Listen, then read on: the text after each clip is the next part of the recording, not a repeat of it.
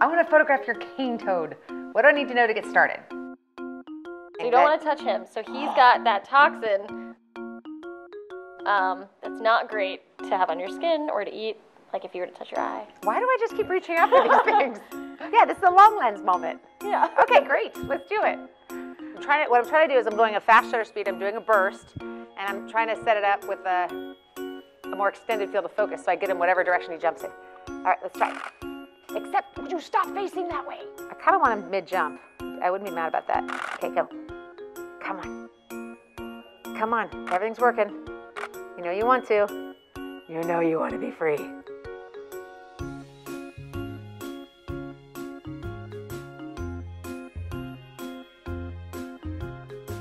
Put him back there, and I'm going to go this angle. I see my mistake. Crucial error on directioning. Come on. I'll try it like this. Really good, but I'm assuming years old. Karin, can you move that light a little bit? Just turn it up a little bit since he's going to go. Anyway. And I'll turn this one up. Just a little bit. Okay. Okay. Oh, that was so rude. You knew we were busy. All right, put him back. Please. Please. This is it. Go on. Go on. Oh, that was a good one. That's a good one. This one I would not be going in for a macro. Well, with the poisonous and all. Can you grab the macro? Yeah. It's a beautiful eye situation with that. Wow. Just don't, you know. Oh my goodness. Oh, got it. Now that's gorgeous. Oh, that's really pretty. Look at that. That's stunning. Time to go edit this fantastic cane toad in ON1 Photo RAW 2018.5. That was such a fun shoot of the cane toad. I love how funky this creature is. Just the combination of squishiness and patterns and kind of dramatic features. So everything I shot while on set was saved, just dropped immediately into a file that I just call originals, a folder that I just call originals, and that's where I drag everything, the raw files, and here they all are, the raw previews, all just jumping in really quickly, which is one of the things I love about the browse mode in ON1. But if I'm looking at these images and I'm deciding which one I want to start maybe doing some editing on, I am thinking specifically about these markings. I kind of want to show these off because I want to make this a black and white shot. And in doing so, I'm going to have to think about what images really do pop in that regard. I love some of these shot from very far away images, but I'm not getting a ton in the way of patterns. So this one, I'm going to just do a little comparison to see which one I think would show off a little better. I can just make those selections. And it's either this one or this one. Okay, that is the one I want to go for. So I looked at this one earlier. I think this made it in the video, but here what I want to do is set it up completely as a black and white. So I'm going to start out by jumping into the crop tool and using that to come in a lot closer. I think a lot of people feel limited by how much they can crop, but so much of what you can do has to do with what you're planning to use the shot for. If I'm not going to make this a large commercial image, it's going to be, you know, coating a whole wall top to bottom, I can get pretty flexible with how far in I crop because I'm shooting with a really high quality camera. And even if this ends up being a 10 megabyte file, there's a lot of ways to use this if I'm not, again, planning to deliver a large TIFF file or something like that. So I'm going to start right here, crop it down to here. Yeah, I like this look. And I see this line right here. I'm probably going to spend a few minutes straightening that up. I can use this great guide right here that shows me. But clearly I think I'm going to need to go into lens correction, which is right here built in. So I'm in lens correction, and I'm just going to look at this line right here. Just pulling it back a little bit kind of straightens that out pretty well.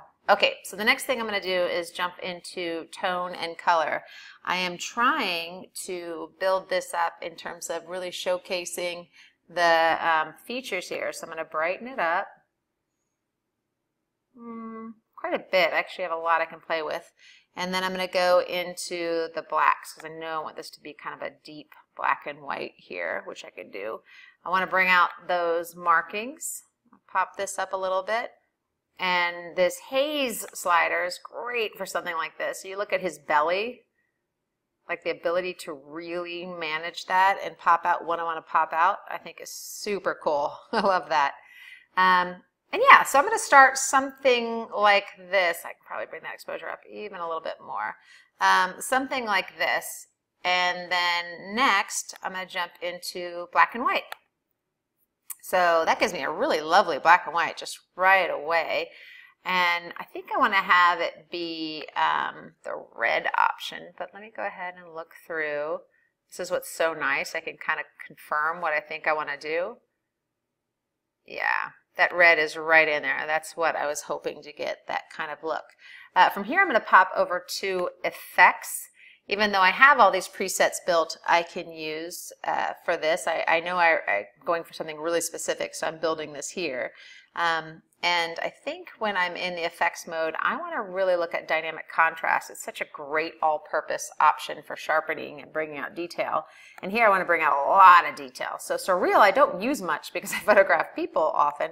But I can temper that down a little bit and still get this really great effect. Where I'm having all this kind of pop out. That's that kind of surreal look. So it's not overwhelming. I'm going to calm it down a little bit, but it's still making quite a difference, if you can see, without the contrast and with it. Of course, the other thing you see here is when I add more contrast, I even further emphasize these little dust marks or these little drops we had on the table. So I can luckily just pop over to fixed mode, which is the clone stamp, and make a selection of what I want to clone out, to stamp out. Yeah, I'm about where I'd want to be. Maybe increase that feather just a little bit more, just so there's no kind of really individual little marks being made when I stamp that clone stamp down. Go. Probably be around here. And then I'm going to just kind of make these stamps as I go. I'm opting to kind of select every time before stamping because the tones in this image are clearly varied. Just because it's a black and white doesn't mean, you can obviously see how much the tones vary. So I'm not going to just click and drag everywhere. I have a little bit of opportunity to do that with maybe a few that are close together, but for the most part I'm going to do those one by one. I'm not going to spend this entire time here doing it. I'll do it when I deliver it. But that kind of gives you an idea of what I can get done. And this line right here, I'm either going to leave it or I'm going to kind of knock it out. And if I'm going to knock it out, I would do the same thing. Make a selection and just keep going line by line. I think I'm going to like it knocked out. So I'm going to go ahead and finish by doing that. But my final image, just for the sake of this,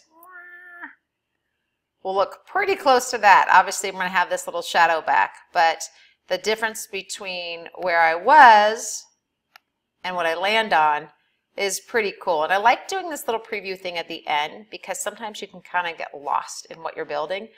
And I got here and I think, just glancing right at it one more time, I want to bring that exposure down just a bit more. And I feel like we're good.